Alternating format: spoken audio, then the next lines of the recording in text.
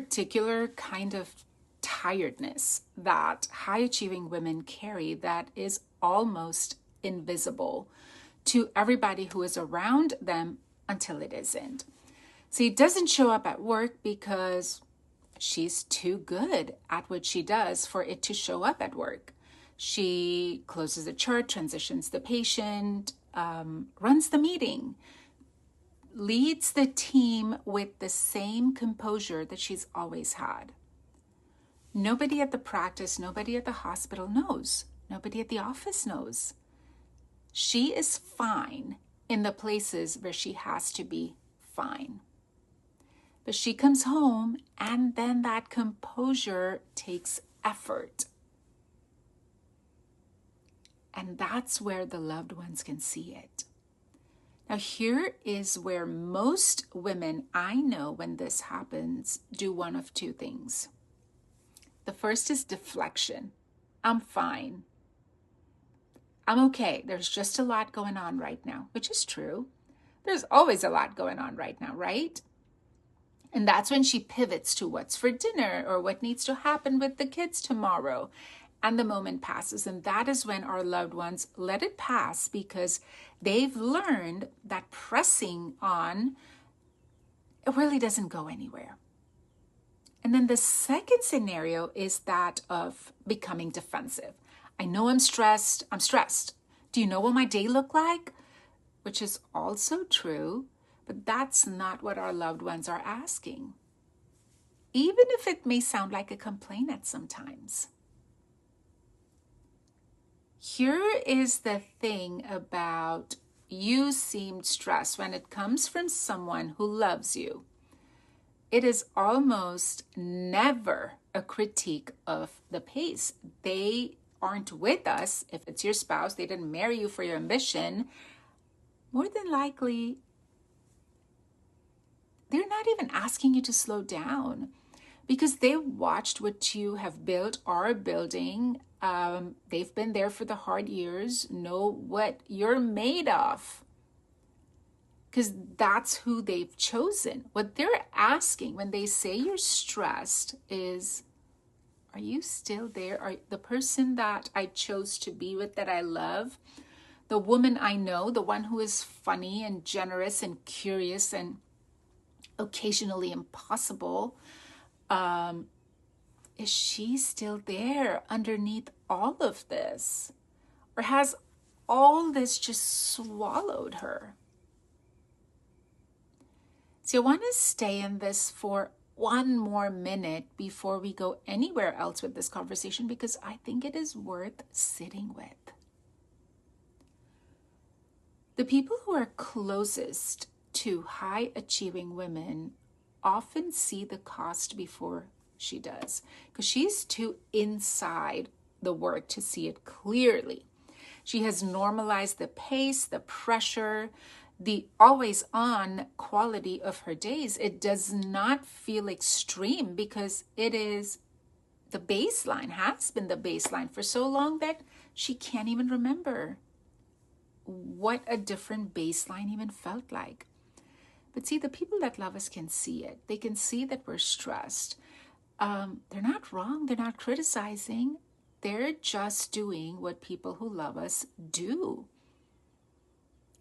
And so often they're telling us the truth. They're pointing out the truth before we can see it. But the question is, what do we do with that and after that?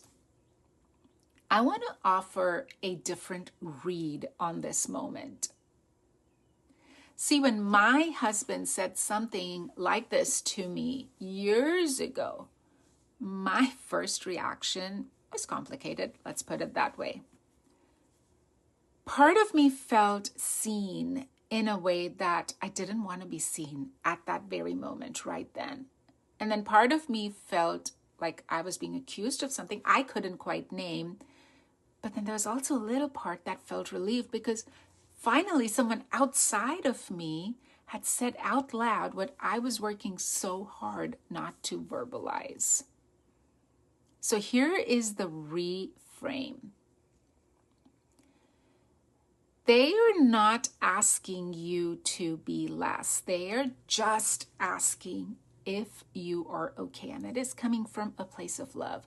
These are different questions, and conflating them is one of the most common things I see high achieving women do, because we have spent so long protecting our ambition from people who wanted us to diminish it, that sometimes we cannot always tell the difference between someone who wants to limit us and someone who just wants to know us and make sure that we're okay.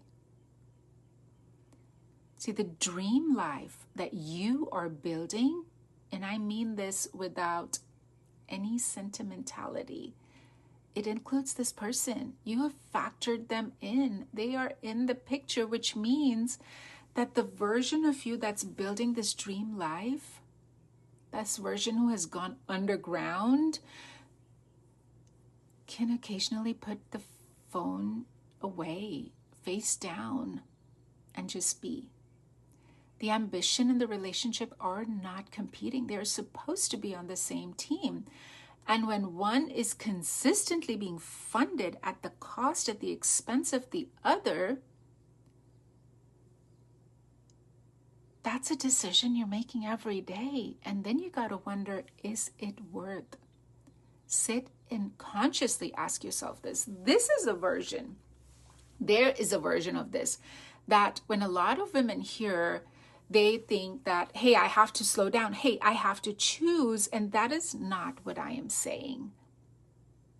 I built a thriving practice. I run a thriving practice.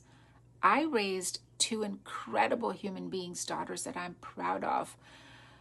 I am in a marriage that has held through years that could have broken it, that almost broke it.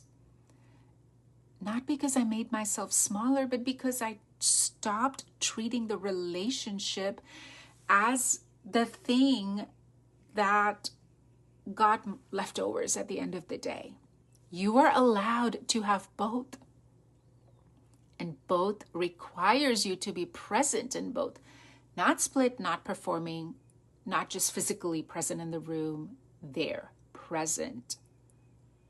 So you seem stressed is an invitation. And here's the last piece on that. The women I have worked with who have built the lives that they actually wanted, not the defensible versions of the real life, almost all of them say some version, something like this about their partners. Not that they were perfectly supportive or never complicated or they always understood what they needed. At some point, she stopped treating the relationship as the thing that had to wait until everything else was handled. Because everything else is never handled, is it? You know this, right? There is always another thing. And the relationship that was supposed to be in this dream that you're building, sitting across the kitchen table, asking you if you're still there, deserves an honest answer. So let me paint something here.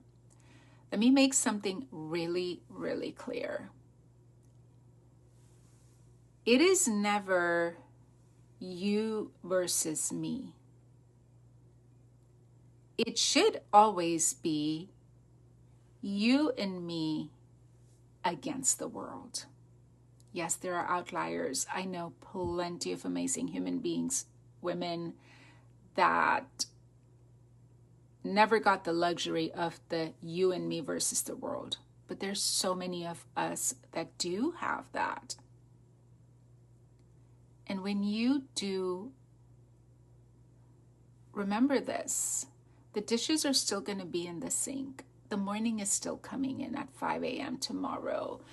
The kids are still going to have tennis and swim lessons. But allow yourself to be seen. Because being seen is a choice that you can make for yourself with your loved ones. And we would do the exact same thing for them. So it's okay to allow your loved ones to support you. See, the version of your life that you are building has evenings in it. Not every evening, not perfectly, but some. The women on the other side of all this hard work, it's not someone who gets to rest, right? She is someone who learned earlier than later that rest is part of the architecture. The relationships in our life matter. They're part of our life. They're not just decoration, not just a Facebook post and Instagram reel. That's what it's all about. So go ahead, tell those people you love them. Say thank you when they see you. Go call your mom and go hug your kids. I'll see you tomorrow.